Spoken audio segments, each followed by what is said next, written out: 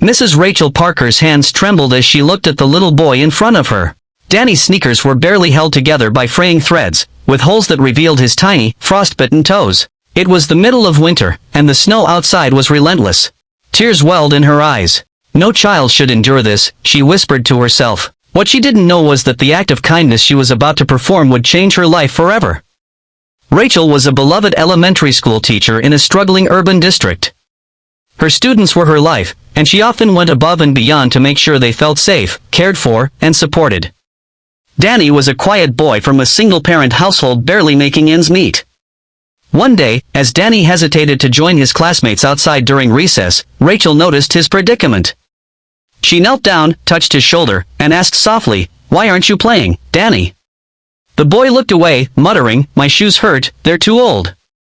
Rachel's heart shattered. The next morning, she stopped by a store and purchased a sturdy pair of winter boots, warm socks, and a little note that read, "Danny, keep being the amazing boy you are. Love, Mrs. Parker." When Danny came to school and found the package on his desk, his face lit up like the morning sun. "Thank you, Mrs. Parker," he said, tears streaming down his face. For the first time in weeks, he played outside with the other kids, laughing freely.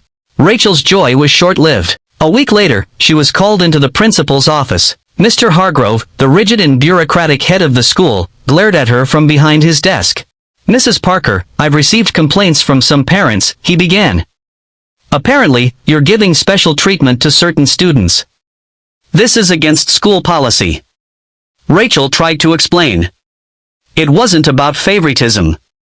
Danny was suffering, and I couldn't just stand by." But Mr. Hargrove wouldn't listen. "You've crossed a line. Effective immediately, your contract is terminated." Rachel walked out of the office in disbelief.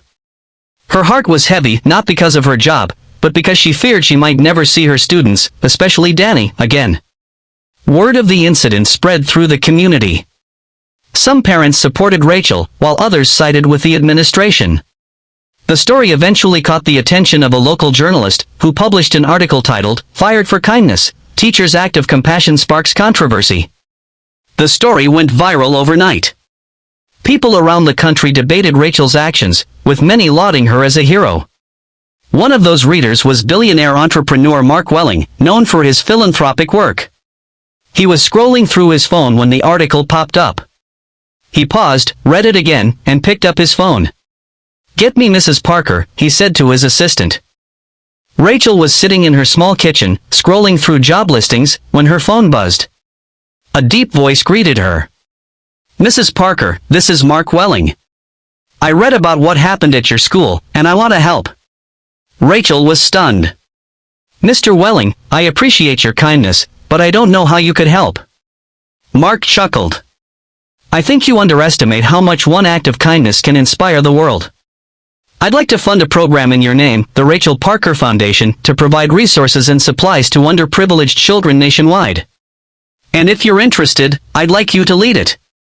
Tears streamed down Rachel's face. "I don't know what to say.